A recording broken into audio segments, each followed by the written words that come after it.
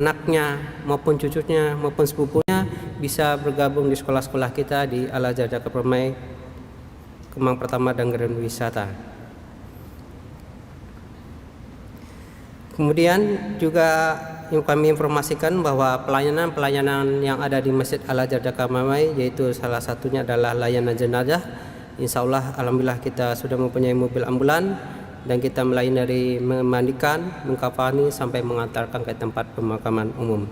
Kemudian juga Masjid Al-Azhar melayani konsultasi agama, baik itu tentang warisan, tentang psikologi maupun tentang kekeluargaan juga, yang insya Allah akan dipandu oleh ustadz-ustadz kita. Kemudian juga Masjid Al-Azhar mempunyai layanan unit pelayanan zakat, menerima dan menyalurkan zakat bagi jemaah yang ingin menyalurkan zakatnya.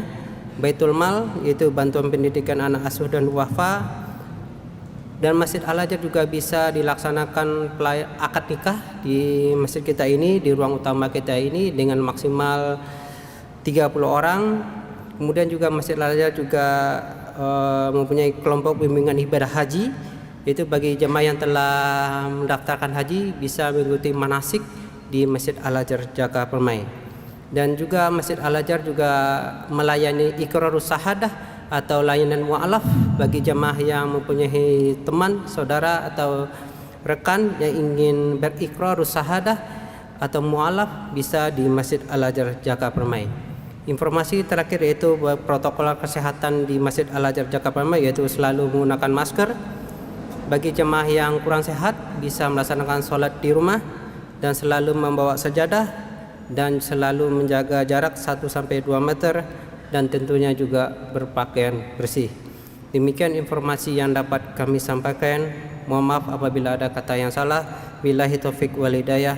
Wassalamualaikum warahmatullahi wabarakatuh.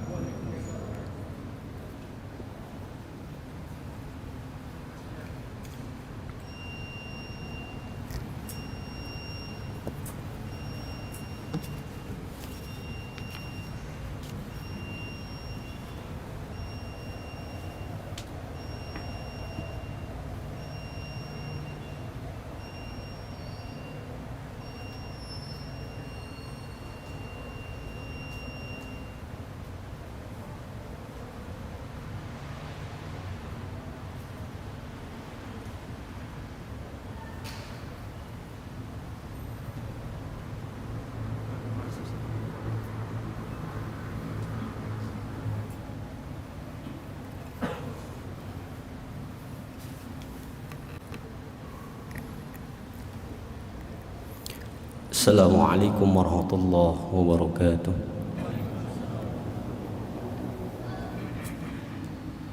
Allahu Akbar, Allahu Akbar.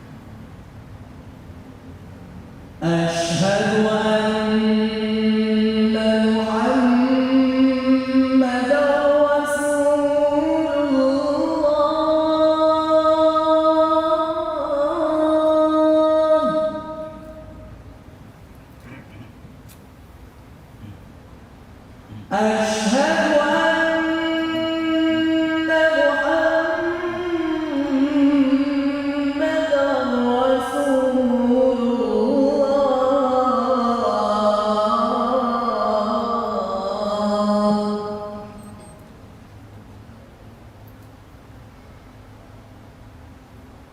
حي على الصلاة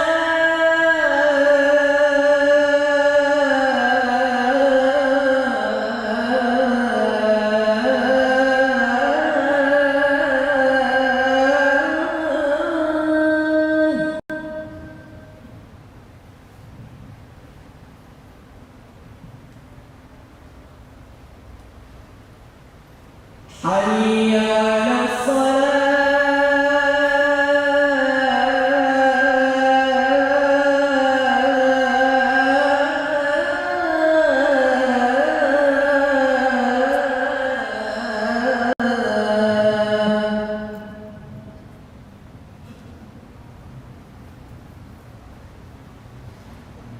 حي على الفلاح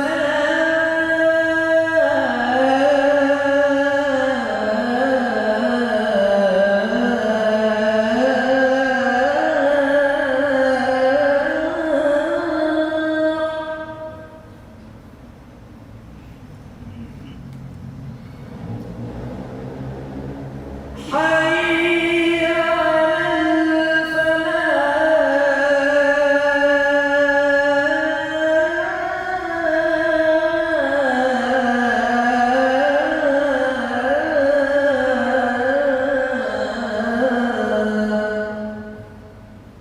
الله أكبر الله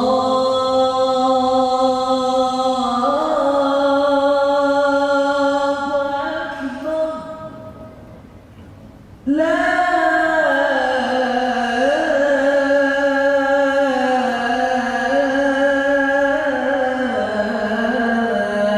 الله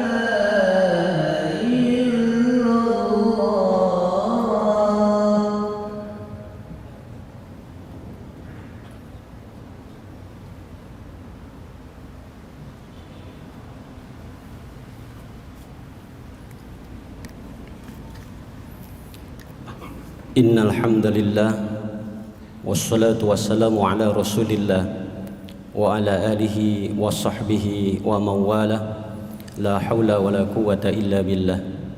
Ashhadu an la ilaha illallah wahdahu la syarika lah wa ashhadu anna Muhammadan abduhu wa rasuluhu la nabiyya ba'dah amma ba'd. Qala Allah ta'ala a'udzu billahi minasy syaithanir rajim وسارعوا إلى مغفرة من ربكم وجنة أرضها السماوات والأرض أعدت للمتقين الذين ينفقون في السراء والضراء والكاظمين الغيظ والعافين عن الناس والله يحب المحسنين. فيا عباد الله أوصيكم ونفسي بتقوى الله وطاعته لعلكم ترحمون. Sidang Jumat rahimakumullah, bersyukur kehadirat Allah Subhanahu wa taala atas nikmat yang masih diberikan oleh Allah kepada kita. Dengan nikmat tersebut kita masih bisa melaksanakan salah satu ketaatan. Mudah-mudahan ketaatan kita dengan melaksanakan salat Jum'ah pada siang hari ini Allah jadikan sebagai kifarat dosa-dosa kita. Allah jadikan sebagai wasilah turunnya rahmat, dan ini dicatat oleh Allah sebagai salah satu amal bakti kita di hadapan Allah. Amin ya rabbal alamin. Sidang Jumat rahimakumullah, kita berada di penghujung tahun di bulan Desember 2020 Masehi, bertepatan juga dengan Rabiul Akhir. Oleh karena itu, dalam situasi yang masih merasakan dampak dari COVID-19, kita harus senantiasa termotivasi untuk berpikir positif bahwa suatu saat Allah akan segera mengangkat ujian ini dan kita hidup dalam keadaan normal kembali. Amin ya Allah ya rabbal alamin. Sidang Jumat rahimakumullah, setiap kita akan kembali kepada Allah. Kalimat kembali dalam terminologi bahasa Al-Quran banyak kata-kata yang menjadi sinonim. Apakah kembali dalam bentuk fisik maupun dalam bentuk metafisik. Di dalam kembali tentu kita ingin keadaan kita dalam keadaan fitrah, sebagaimana kita terlahir juga dalam keadaan fitrah. Kata kembali bisa dimaknai dengan kata taba yatubu taubah, yang indikasinya yaitu kembali dari melakukan kesalahan dan dosa untuk tidak melakukan. Kata kembali juga bisa dipahami dengan kata roja'a yuroji'u muroja'ah. Hal ini diindikasikan dengan bentuk-bentuk sebuah kata pekerjaan. Dan ada kata kembali dengan kata hajaro yuhajiru muhajar. Artinya adalah dari sinonim kata ini, setiap kita tentu secara fisik maupun metafisik pernah melakukan dosa dan kesalahan. Pada hakikatnya dosa dan kesalahan ini adalah bentuk abstrak dari apa yang dilakukan oleh manusia sehingga berdampak pada bentuk fisik. Hingga pada akhirnya alhasil dari dosa dan kesalahan ini juga berbentuk abstrak. Maka kita paham bahwa dosa dan kesalahan tidak berbentuk real seperti kita lihat dengan kasat mata. Oleh karena itu, apabila kita sadar akan kesalahan dan dosa, maka sudah sewajibnya kita kembali kepada Allah. Oleh karena itu, di dalam Al-Quran Allah merekam, Allah menginformasikan, Allah mendeskripsikan tentang bagaimana taubat, bagaimana murajaah, bagaimana hijrah dalam perspektif Al-Quran. Allah Subhanahu wa taala menginformasikan hal ini di dalam surah ketiga di ayat 134. Ada metodologi bagi orang-orang yang ingin pada akhirnya menjadi orang-orang yang takwa.